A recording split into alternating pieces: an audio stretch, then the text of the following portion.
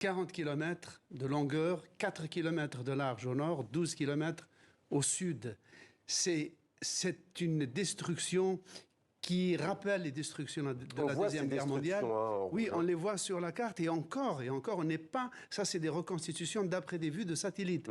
Le jour où on entrera à Gaza, c'est là où on va découvrir l'ampleur des découvertes, des destructions.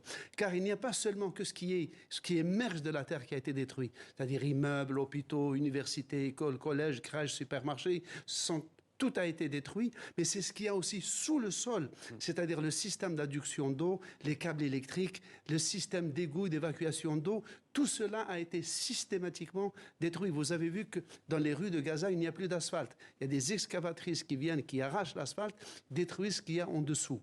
En plus, outre le cadre urbain habitable qui a été détruit, 90% de la population a été déplacée, ballottée, on l'a vu plus souvent. Les cimetières, c'est-à-dire les repères sociaux, anthropologiques des gens ont été détruits. Et enfin, ce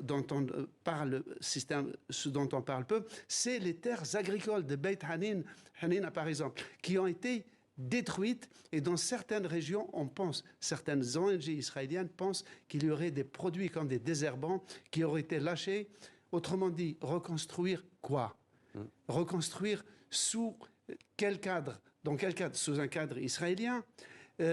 D'où viendraient les produits pour reconstruire? Le ciment, les briques, les vitres, d'où cela viendra-t-il? Qui va gérer la construction? Car la population aujourd'hui n'a plus rien. Même le cadastre a été détruit, l'état civil a été détruit.